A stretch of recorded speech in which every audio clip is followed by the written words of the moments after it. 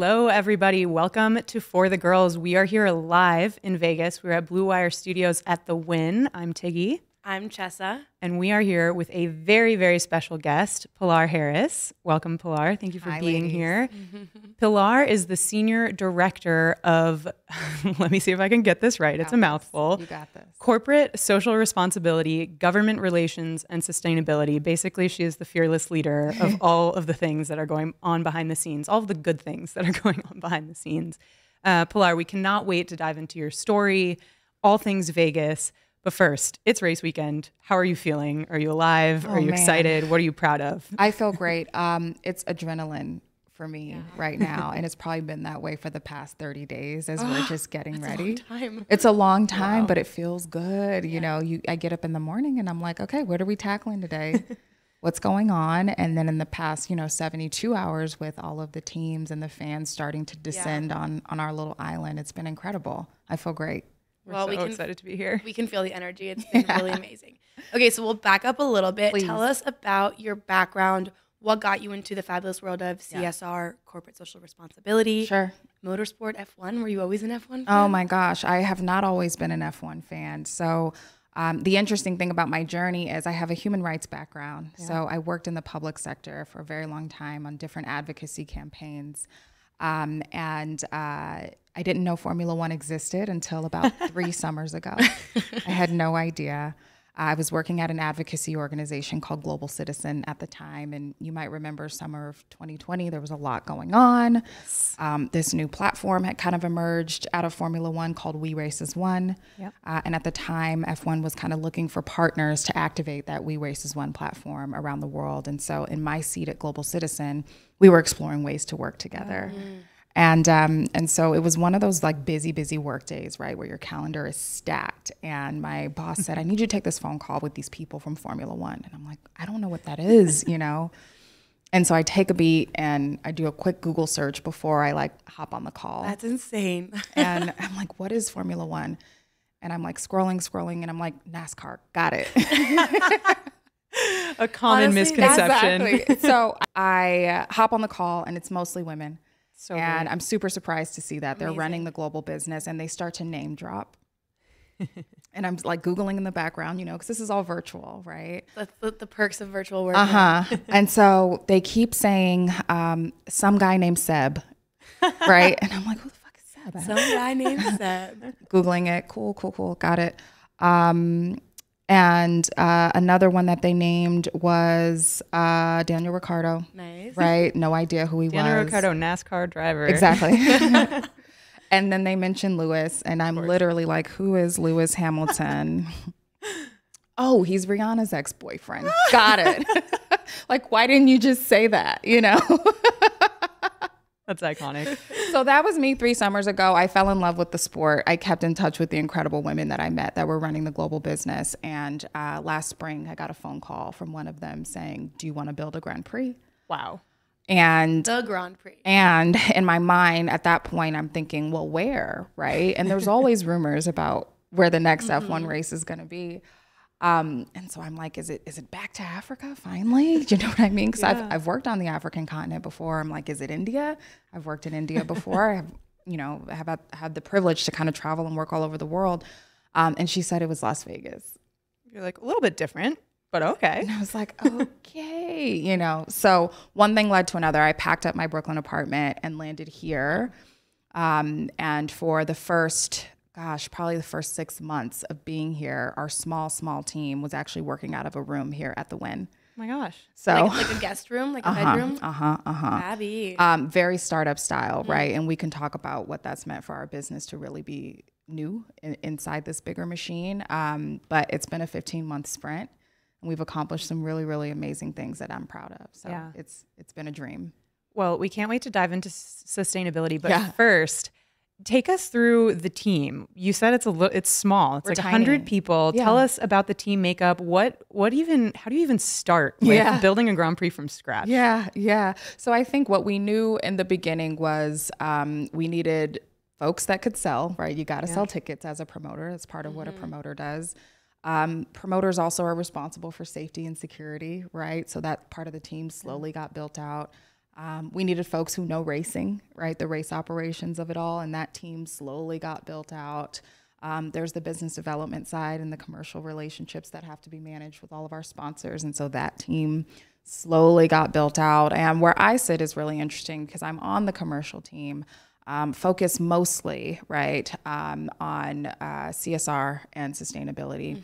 But I also support on the government relations side. So as we are becoming a business, it's been important for me to be able to go out into the community here and really build relationships on our behalf. Start to finish for this project is only 15 months. That's so crazy. Right. That is like a blink of an eye. It's the blink of an eye. But the F1 world moves so fast. We were just saying that this morning. Like That's it. Exactly. 15 months is a lifetime. F1 moves fast and Vegas moves fast. There you go. Right. So it's worked out. But it's been a sprint for sure. And the team, we're lean. We're young. We're mostly female, which a lot of people don't realize.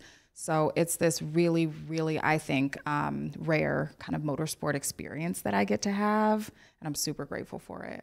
And I think it's kind of a reflection of how Formula One has changed over the past few years, which is so great for us to see, you know, as American women. I think so. I think I reflect a lot of what new fans are, right? Younger, female, found our way by Netflix, right? Or some other means as an entry point. And that's what makes me excited, right, about the future of motorsport. Like, we actually have a lot of influence as women, and it's exciting. Totally. Living, breathing F1R for the girls right here. There it is. So you talked a little bit about relationship building, and one thing that you guys have been doing a lot is partnerships. So tell us what's gone into that. We've seen Switch, Liquid Death, some food rescue plans. How have you guys been approaching that? Sure. So the question for us really about I would say 9 months ago as a team was like, what is our sustainability story? What is it going to be made of?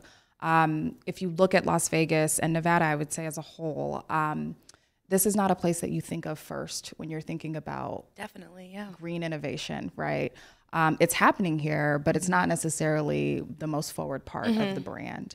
And so we asked ourselves, what do we want to achieve? And then who do we need to work with to be able to make those things a reality? We can't do it all on our own, right? And so it's been through partnerships, either on the commercial side with Liquid Death or Switch, where they have resources and expertise that we don't, and we're able to kind of borrow from them. But then also on the public side, we have an incredible partnership with the Southern Nevada Water Authority that we've built. And that allows us, again, to kind of tap into their expertise and help us solve for things that on our own, we just, as a tiny team, we wouldn't be able to do it, you know? So tell us about that water pilot. It's a first of its kind. You all are trying to become the first net zero water consumption Grand Prix in Formula One, and obviously Las Vegas, Clark County experiencing drought, limited water supply. That's right. Tell us about that. Yeah. So what you guys know is that F1 has this big global sustainability strategy that's been developed by Ellen Jones, which I think is brilliant. And I love her strategy and the way that she shaped it, because it's meant to be both relevant globally, but also locally. Yeah. And so when we sat down and when I thought, well, what should be the shape of our strategy? The question is, locally, where are we most resource constrained? And here in Southern Nevada, it happens to be around water, right? And so most of the water that we consume here comes from the Colorado River through a lake called Lake Mead. And Lake Mead is dwindling rapidly, right? We will get to a point, it's called dead pool status, where we really can't rely on that as your only source of water anymore. We're getting there pretty quickly, which is terrifying. It's hard to do any of this without water. And so I had a thought late last year, and my thought was, wouldn't it be cool if we could eventually operate our race without using any water from Lake Mead? Wow. Like, how do we do that? That is so ambitious. How do you come up with that kernel of a thought and turn that into a reality? And not get scared to actually do something about it. So here's the juice. I think the juice is this. I believe that F1 technology can make anything possible. So do we. We preach that all the time. Right. And if we point our technological prowess in the right direction, we can probably solve for things really meaningfully at scale in a way that other organizations simply can't, because they don't have that same technological prowess. And so it was a crazy idea, but I'm thinking there has to be someone who's smart enough on the technology side to actually make this possible, right? And so we started to talk to folks around town and just say, like, what would this look like? We may not be able to achieve our goal this year, right, before the first Grand Prix, but what would it look like over the next decade for us to start to chart a course toward becoming a net zero water event?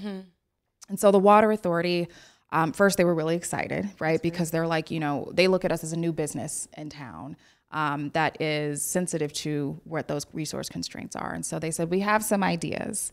One of those ideas was to create new water. And the way that you're able to do that, one of the ways to do that is through a machine called an atmospheric water generator. I had never heard of it. Again, I hop on Google, right? We're getting technical here. That's what we do. And I'm like, atmospheric water generator, what is this? How much does it cost, right? Like, what's the reality of this thing? So it turns out that these machines take moisture from the air and they turn that into water, right? And you can imagine if you take one of these generators and sit it on Miami Beach, right? It's going to crank out water all day because there's nothing but humidity in the air. We're in the desert. But what about the desert? So our friends at the Water Authority said, here's a concept. In Vegas, all of the big commercial properties, including the one that we're sitting in, all the hotels, resorts, they cool their properties using something called evaporative cooling towers. There you go. And so when you've ever been in a hotel room in Vegas and you open your window, if you look down at the roof, there's all that stuff. A lot of those are cooling towers. So what cooling towers do is they emit humidity all day long. It's part of how properties are cooled. And unfortunately, that humidity ultimately amounts to wasted water. And so the Water Authority said, what if we take a generator, make it talk to a cooling tower so that it captures all that wasted humidity and turn that into the water that you can eventually use to operate your race, meaning you don't need to rely on Lake Mead as your source. Nuts, right? People smarter than me talking through this, figuring it out, me hopping on YouTube, trying to like piece it together because I'm not an engineer. It makes sense. And you need someone who's able to explain it to a lot of different kinds of people to make it work. So That's right. That's crushing right. it. So I start to call folks to validate the concept, right? Because I'm not an engineer. And I called a few people. One of them was Pat Simmons. Yes, right? of course. F1's CTO. Chief Technical Officer. Never met him before, by the way. I was like, hey. Got this idea for you. Do you have a sec to He was hop probably on like, a this Zoom? is amazing. So we get on a call, and he said it was amazing. And that was like all the validation that I needed, right? Let's go. And so I go to our leadership, and as we're building a Grand Prix, you can imagine that in another universe, you have a group of executives that says, great idea, but not right now. Yeah. We have a lot of other stuff to figure out. And I'm lucky enough that our leadership decided, let's go for it. And so we partnered together with the Southern Nevada Water Authority and with MGM, because they have nothing but cooling towers. And so about a month ago, our generator landed in Vegas. And right now it's installed on the loading dock at MGM Grand, where it's been connected to the cooling tower. I know. And right now we're making about 750 gallons of new water a day. Oh my gosh. Yeah. It's a small start. No, but it's a start. But the concept is proven, you guys. And it's to me, the most exciting thing is to think about not just being able to operate our race with water that we've created, but eventually being able to transition all of the commercial properties here off of cooling tower technology. Like it's just the beginning. We talk about this all the time where Formula One is an R&D lab for the real world. And most of the time you think about it in cars, in sustainable fuels, et cetera. But this is a perfect example where you can think out of the box, use the resources and technical prowess of F1 to move it forward. And I think one thing that Tiggy and I were curious about is when you're coming up with this race, 0 to 212, 0 to 100, brand new race, how much were you looking at other promoters to learn from? And now how much can you share out with the rest of the F1 calendar? Yeah, it's definitely important for us to both absorb, right, as much as we can from folks who have done this before. I think the beautiful thing about F1 and what I've learned just in conversations that we've had with promoters is every race is different. Yeah. And every promoter is solving for a different thing, right? So for here, it might be water, right? But in another part of the world, maybe they're thinking more about renewable energy than we are. And so it's definitely been a benefit to be able to kind of share learnings and best practices.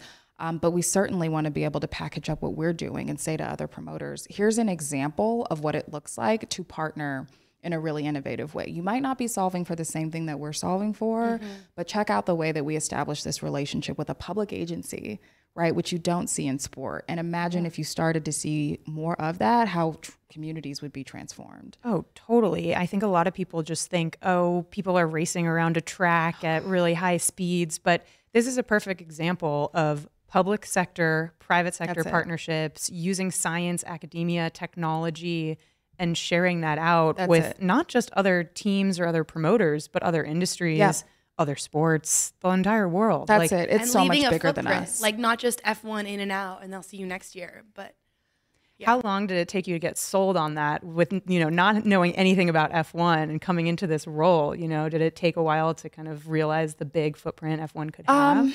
I think that's kind of why I fell in love with it, right? I think the thing that gets me out of bed in the morning is to think about, from a sporting standpoint, I don't think that there is a better series, platform, league in the world that is positioned to actually be able to have year-over-year impact in communities. Wow.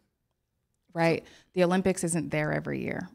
Yeah. It's once in a lifetime, right? We love our friends at the NFL. Super Bowl, maybe once in a decade, right? But for us to do what we do at the scale that we do it year over year over year, I think the long tail is so powerful. And it's just something that I don't see, right, across sports in general. I think it's very unique to Formula One when you consider where we race and that year over year presence. There's nothing like it. So thinking about next year, what's one thing that you've kind of like unlocked that you think will be like, okay, we got this for next year? And then what's one thing that you're still thinking about making better for next year? Yeah, there's so much that we have to learn, right? We will gather so much feedback from this year's experience and kind of process it, chew on it and process it and let that inform where we go going forward. I think there's a lot of questions about what our impact has been here in the community and how people feel our presence.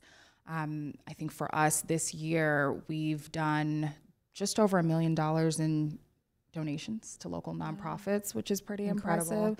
That's work that we certainly want to continue and grow.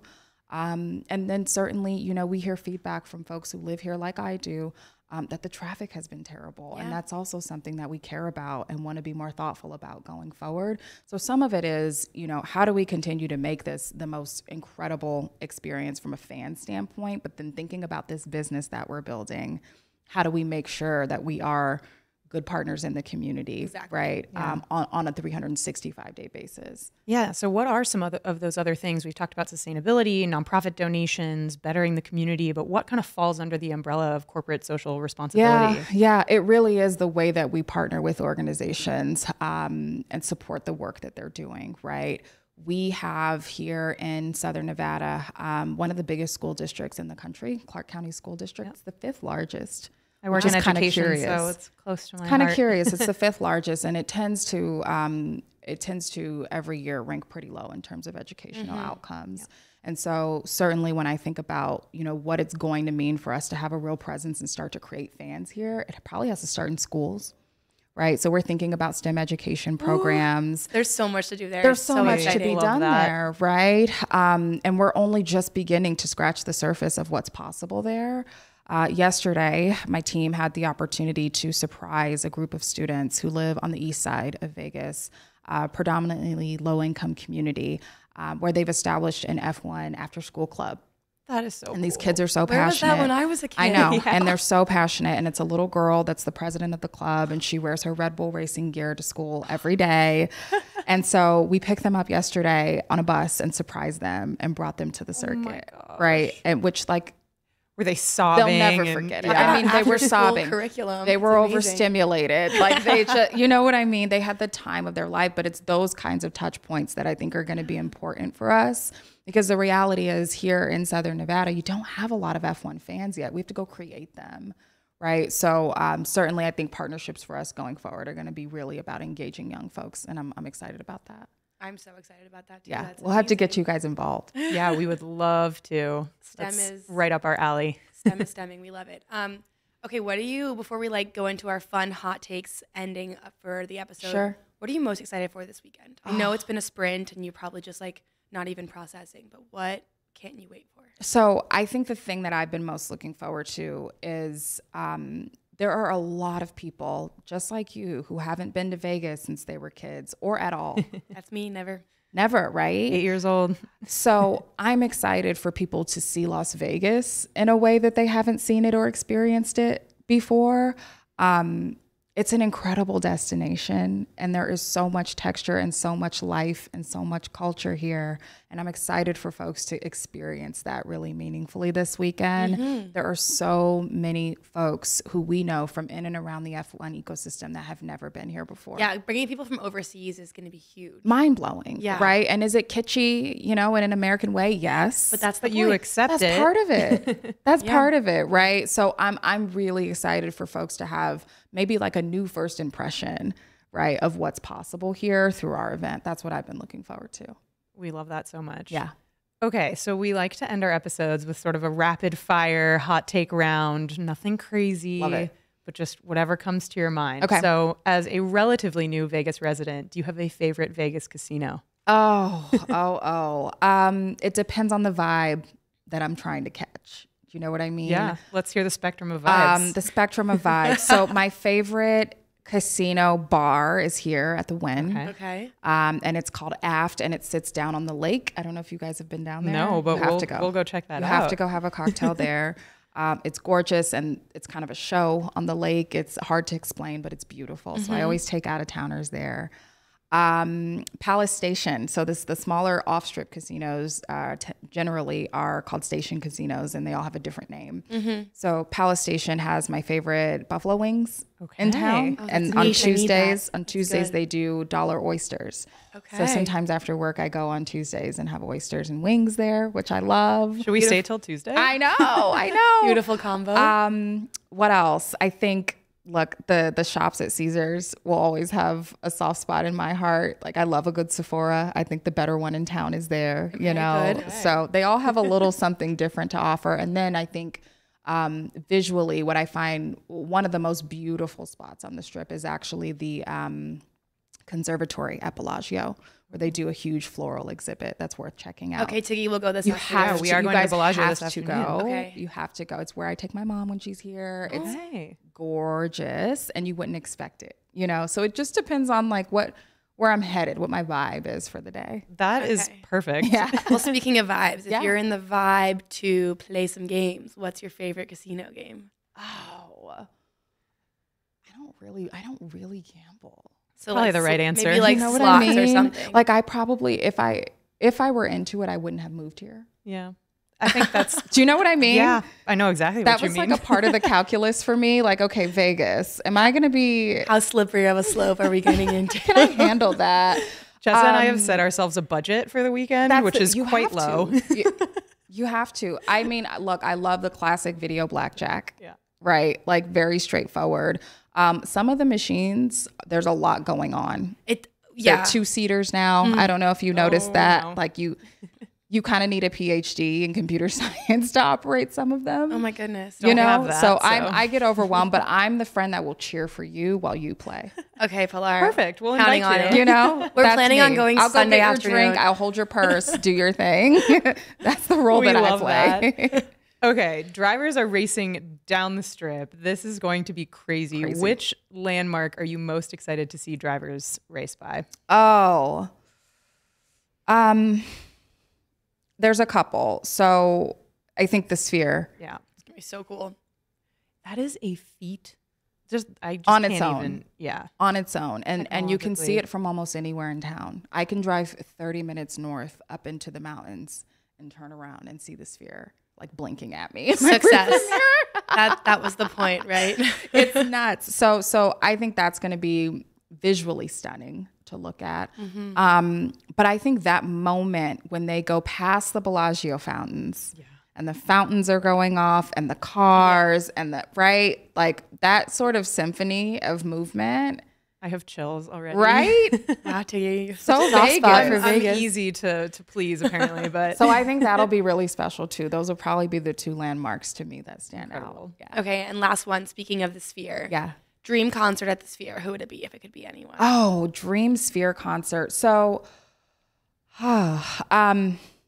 since I moved to Vegas, I feel like all I do is go to shows because everyone's here. That's a great entertainment Everyone capital of is the world. here, right? Who do I think would put on a show and leverage the sphere of technology in the most interesting way? I had a really good time at Katy Perry the other night. Ooh. A really good time at Katy Perry. And I think what she would do with the sphere would just be out of this world. I love that. You know the song E.T.? Yeah.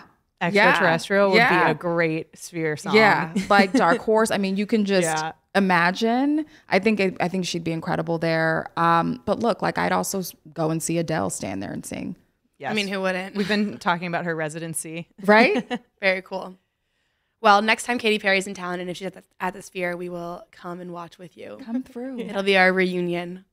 Love to have you guys. Thank you so much. Pilar, thank you so much. This was incredible. We are so excited for the weekend.